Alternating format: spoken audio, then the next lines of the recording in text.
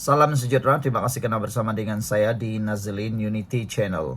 Saudara-saudara sekalian, bercakap tentang RUU PSB ataupun RUU pembangunan sektor bandar baru, apa yang sedang bermain di dalam media sosial ialah seakan-akan kerajaan tidak melibatkan pembangkang dalam pembentukan RUU tersebut. Tapi sebenarnya yang berita betul ialah kerajaan sudah menjemput pembangkang untuk terlibat dalam mesyuarat libat urus RUU PSB itu. Beratus, sudah hampir lebih daripada 100 mesyuarat libat urus untuk RUU PSB ini. Tapi menurut laporan yang kita terima, ada masalah ketidakhadiran pihak pembangkang untuk menyertai RUU, mesyuarat RUU itu. Tapi bila sampai waktunya, mereka main wayang. Inilah yang paling kita tak suka. Pada masa yang sama mereka menuntut, tapi pada masa yang sama mereka sukar pula untuk bekerja sama. Jadi itu sebabnya menteri yang berkaitan menyatakan, tiba bentang RUU PSB jangan main wayang. Ingatkan pembangkang. Sebelum ini pembangkang dilapor berkata, ia sedia menyokong cadangan kerajaan sekiranya perincian dasar tersebut dapat diperhalus. Pembangkang diingatkan tidak bermain wayang politik berhubung kesediaan menyokong rang undang-undang pembaharuan semula bandar PSB. Selepas kerajaan tangguh perbahasan pindahan tersebut, Menteri Perumahan dan Kerajaan Tempatan Ngah Ming berkata, beliau berpegang pada kata-kata Ketua Pembangkang Hamzah Zainuddin bahwa pembangkang tidak membantah cadangan tersebut semasa waktu pertanyaan Perdana Menteri di Dewan Rakyat pada 28 Ogos lalu. Beliau janji kepada Perdana Menteri Anwar Ibrahim yang pembangkang akan sokong akta ini. Mereka cuma minta tangguh, tetapi dia kata tak bantah. Sebelum kita teruskan ulasan ini, jangan lupa tinggalkan komen Anda dengan tanda pegar kami sayang Malaysia. Tapi sebelum itu izinkan dulu saya berkongsi kepada Anda semua. Ini terapi imun transfer factor folate, terapi imun yang meningkatkan daya imun badan kita sehingga 400%. Secara umumnya dan ringkasnya, apabila imun badan kita jadi lemah, apabila imun badan kita jadi bodoh, apabila imun badan kita tidak seimbang, kita kena penyakit dan sukar sembuh daripada penyakit dan kita akan merana selama-lamanya. Tetapi terapi imun ini mengajar, mendidik dan juga menyeimbangkan imun badan kita. Terapi imun ini mendidik imun badan kita untuk mengenal mana satu lawan, mana satu kawan dalam tubuh badan kita. Terapi imun ini membuatkan imun badan kita kuat untuk bertahan dan menghapuskan akar penyakit yang ada dalam tubuh badan kita. Terapi imun ini juga menyeimbangkan sistem imun badan kita supaya imun badan kita tidak jadi bodoh untuk menyerang badan kita sendiri. Cepat dapatkan produk yang hebat ini melalui nombor telefon saya yang tertera. Dan ingat, produk ini lulus KKM, diperakui oleh dokter-dokter di seluruh dunia, dan produk ini juga halal. Mungkin selama ini Anda sudah berdoa untuk lepas daripada masalah kesehatan Anda, untuk sembuh daripada masalah kesehatan Anda. Ini ialah jawaban kepada doa Anda selama ini. Cepat dapatkannya melalui nombor telefon saya yang tertera. Dan ingat, jangan bertangguh-tangguh. Anda bertangguh penyakit sedang ketawa dalam tubuh badan Anda. Saudara-saudara sekalian, apa yang dinyatakan oleh Ngah, saya sekarang sudah tangguh katanya. Apabila sampai masa, jangan pula main wayang politik. Sandiwara untuk memesong pandangan orang ramai, katanya dalam temu bual dengan media baru-baru ini. Pendirian pembangkang itu dilaporkan utusan Malaysia berhubung RUU PSB mengatakan mereka tidak menolak cadangan kerajaan berkaitan dasar perumahan mampu milik. Sebaliknya hanya meminta ia ditangguhkan bagi membolehkan perbincangan lebih mendalam dilakukan. Hamzah dilapor menyatakan pembangkang bersedia menyokong cadangan kerajaan sekiranya perincian dasar tersebut dapat diperhalusi. Perkembangan ini dilaporkan sebelum RUU PSB dibentangkan untuk bacaan kali kedua Pada petang hari sama, selepas pembentangan perbahasan lanjut ditunda ke mesyuarat Dewan Rakyat akan datang. KPKT mencadangkan RUUPSB menggantikan peraturan serta undang-undang lama yang mengawal pembangunan semula kawasan Bandar Daif.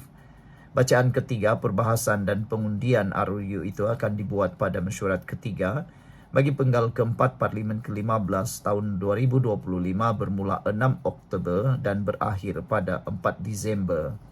Ambang persetujuan baharu juga dinaikkan kepada 80% pemilik yang diseragamkan ke paras 80% tanpa mengira usia bangunan. Dalam pada itu, Nga berkata RUUPSB masih perlu melepasi beberapa lagi peringkat sekiranya mendapat kelulusan Dewan Rakyat. Jika diluluskan, akan angkat ke Dewan Negara. Dewan Negara akan siap pada November, katanya. Selepas itu, kita kena hantar kepada Yang di-Pertuan Agong Sultan Ibrahim. Selepas 30 hari baru boleh angkat warta. Saya sasar 1 Januari 2026 jika semua berjalan lancar. Sementara itu, Nga turut mengulas kenyataan Hamzah berhubung Razak Mansion yang dijadikan contoh sebagai pembangunan semula tanpa akta PSB. Nga menjelaskan bahawa kerajaan ketika itu menggunakan akta pengambilan tanah bagi merampas tanah di Bandar Tun Razak berkenan. Ada 33 keluarga tak setuju di mana rumah mereka terus dirampas, selepas itu baru beri pampasan. Sebab itu kita tak nak ulangi kesilapan sedemikian, katanya. Sekian dulu untuk kali ini. Jangan lupa tinggalkan komen anda, tekan butang subscribe. Bye-bye. Salam sejahtera, terima kasih karena bersama dengan saya di Nazlin Unity Channel. Akhirnya, orang yang cepat sangat menabur fitnah terbongkar dalam kes Sultan Perak diserang wanita. Wanita itu sudah disahkan seorang yang berbangsa bukan Cina. Dan yang pentingnya lagi ialah penyerang itu juga sudah menerima 3 hari. Tapi yang ramai tidak puas hati ialah tindakan tidak bertanggung jawab Adun Manjoy, Hafiz Sabri yang menyebarkan berita palsu dan perkauman berkaitan cubaan menghampiri Sultan Perak, Sultan Nazrin Shah, ketika sambutan hari kemerdekaan telah dikecam oleh pemuda amanah. Pemuda amanah Perak kecam kenyataan perkauman, minta polis siasatan tegas. Ini betul-betul harus dilaksanakan segeralah kan.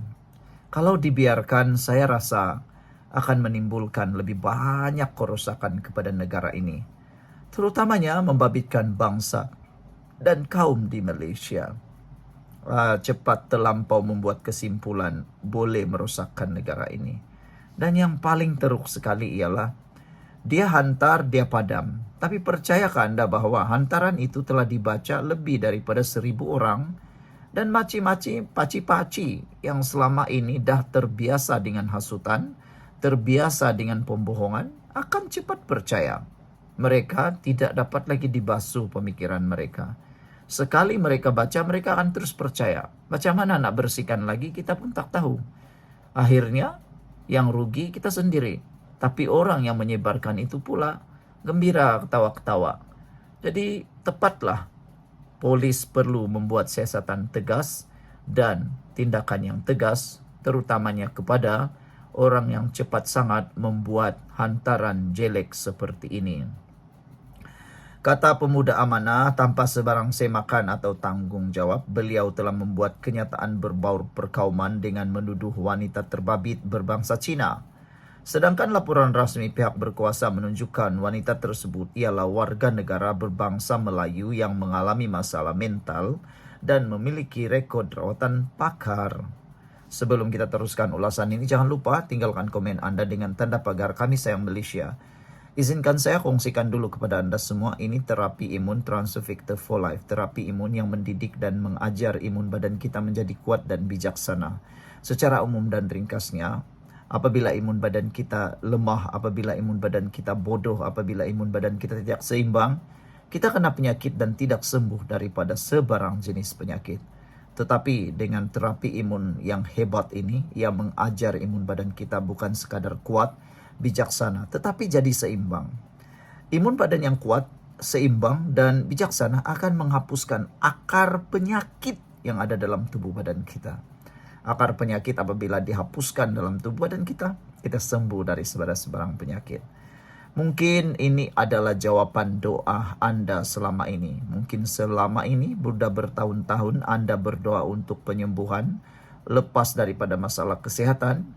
Ini adalah jawaban kepada doa Anda selama ini. Jangan risau, produk ini ialah produk yang halal, diluluskan oleh KKM.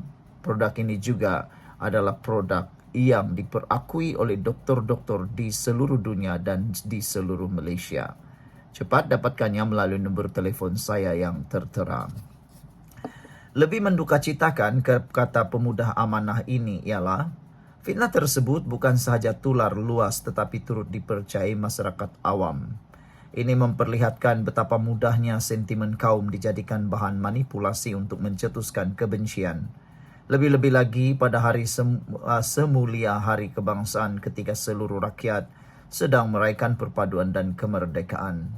Sebagai seorang adun yang merupakan graduan pengajian Islam dari Universiti Malaya, beliau seharusnya lebih berhati-hati dalam mengeluarkan kenyataan kepada masyarakat. Sepatutnya beliau memainkan peranan mendidik rakyat dengan ilmu, bukan menanam kebencian dalam masyarakat majmuk negara ini, kata Ketua Pemuda Amanah Perak, Khairul Najib Hasim dalam satu kenyataan. Khairul menambah tindakan adun PAS itu adalah naratif palsu yang membakar sentimen perkauman. Ini kerana Hafiz dalam laman Facebook mendakwa bahawa pelaku adalah seorang Cina meskipun siasatan polis membuktikan sebaliknya. Justru itu pemuda amanah berharap pihak berkuasa agar menjalankan siasatan menyeluruh terhadap penyebaran berita palsu ini, termasuk mereka yang berniat menunggang isu ini untuk tujuan perpecahan kaum.